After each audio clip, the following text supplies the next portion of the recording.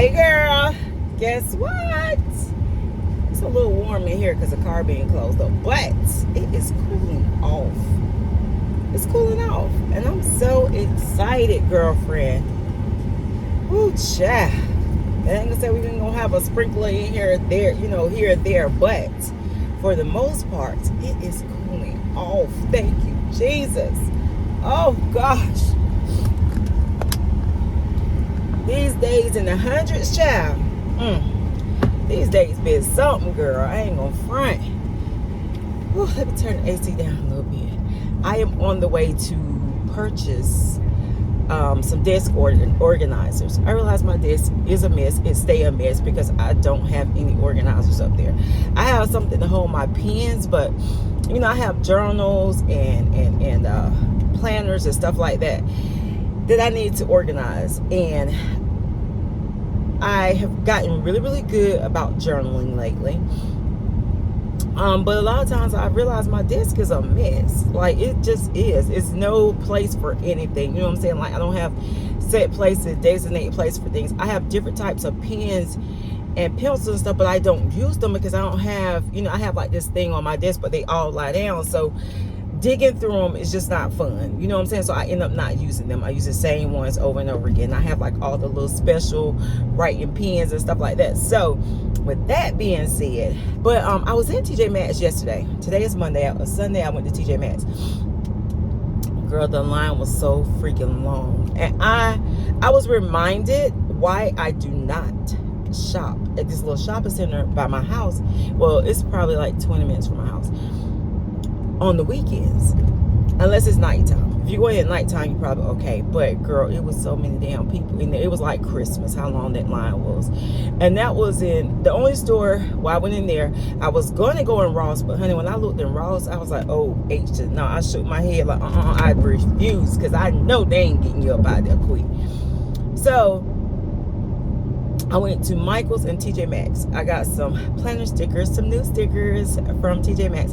Girl, do you ever be like going through phases like one minute you love something, next minute you don't? But I have found that I have been using more planners, more stickers in my journals. Like, I found that to really be fun. Not my junk journal. I'm talking about like my regular everyday journals. And like decorating the pages and decorating them according to my mood for the day or what have you. So everything may not be cohesive, within the book, but I'm basically kind of decorating on as opposed to how I feel for the day. Every once in a while I'll go ahead and decorate, like if it's 2 pages, like together like this, then I'll go ahead and decorate the 2 together. But I don't know, I find that decorating, and some days if I don't want no decoration, I just don't put none. You know what I'm saying? I'm done with it. But taking the pressure off of myself. I wish I had some water in here, child. I usually have some. I've been shit lately. I drink some water, child. I be drinking up some water, but drinking, not drinking. I be drinking. But yeah, so I just take the pressure off myself. If I feel like decorating something, I do. If I don't, I don't, honey. And I find that in all of that, sometimes like, I was putting pressure on myself that if I didn't decorate my planner, then I couldn't plan in it. And I'm just not doing that. Like, sometimes I feel like decorating the heck out of a day or a week or whatever. And some days I don't. And I just don't put nothing in there. So I found that, sitting during my morning coffee, which I have not had yet. It's like 11 o'clock, but I got up late because I went to sleep late, but then I got up early, but then I dozed back off and went back to sleep. And Chris is so good. He is so good to me. You ever like sometimes we take, I won't say I take it for granted, but because I don't. I think I appreciate so much the man that my husband is. Like, sometimes, when we piss with each other or whatever, how you be like, but to be honest, when I really, really, really think about the man that I have, that I married, I am really, really blessed. And I have to thank God because, girl, I'm looking at like these dating little things. Kendra G, if you watch Kendra G, people is jacked. People are a mess. If you don't already have you a spouse by now, it's just hard. And I think it's hard for men and women, because women is just as bad as men are these days. Like, who's looking for love? Like, I don't see people really looking for love. I see people looking for financial gain. And honestly, when I was dating back years ago, I mean, you want somebody that got a job or career, you know what I'm saying, that if you're older, that those are the things you're looking for. But most of all, you're looking for somebody to love. I'm telling you, the best advice I could give people is that, and I've always given this advice, because when I really sat down and thought about a spouse or what I wanted in a long-term mate, because some people don't want to get married, so I say a long-term mate or a spouse, definitely a spouse. I wanted to have somebody that when we get old and gray, we could sit on the porch and just laugh with each other, but you know, we could enjoy each other. We could laugh, you know, communicate, like think back, talk about, you know, how times used to be, talk about our grandkids, talk about, you know, just life, that we could go to a restaurant and spend $500, or we could go to a restaurant and spend, I don't know, hell, $20, $30. You know what I'm saying? Because if you go to Cracker Barrel, you both can eat for like $30. And everything is good. You know what I'm saying? Everything don't have to be so glorified all the time. Sometimes the simplicity of an evening is just like really nice. You know what I'm saying? Like yesterday, I cooked some fried pork chop and smothered it in gravy. It was so good. Rice and some collard greens. And Chris and I sat there, we ate. And so after a while, I cleaned up the kitchen and everything, and I asked him that he wanted some pie, apple pie.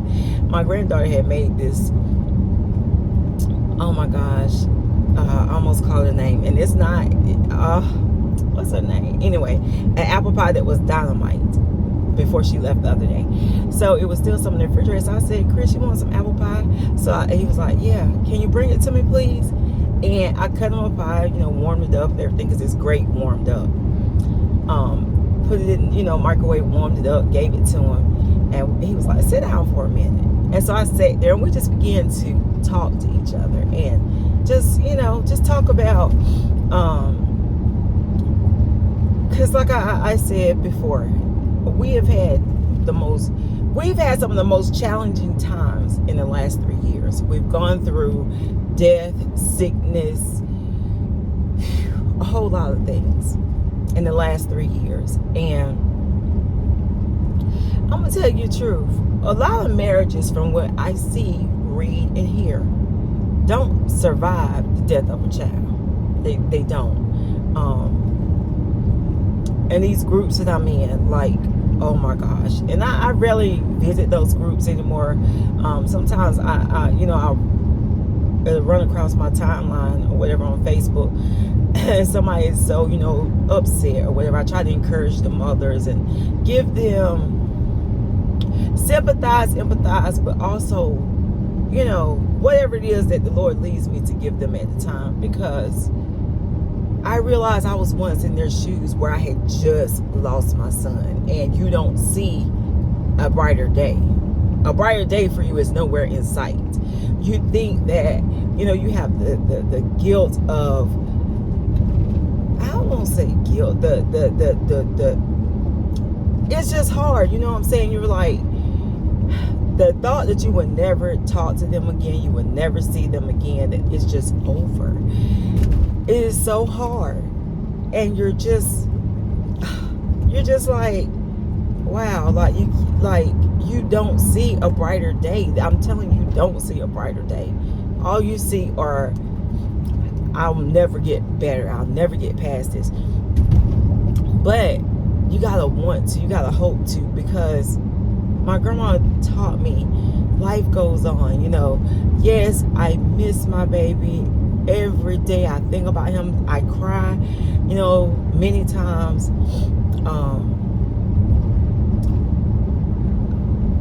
I can just, I don't know, for some reason, looking at the clouds, I cry, you know, because I think about him. Or sometimes I don't cry. Sometimes it's a warm feeling to come over me, and I, you know, go through that little process that I go through, and I think about him, you know.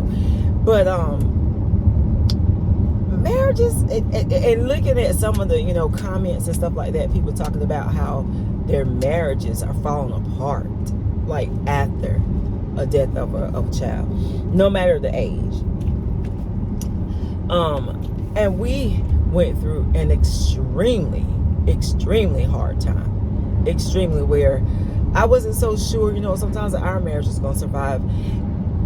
And it takes prayer, you know, it takes prayer. But my attitude when I got married was always that when I get married, this is before I got married, I'll never get divorced.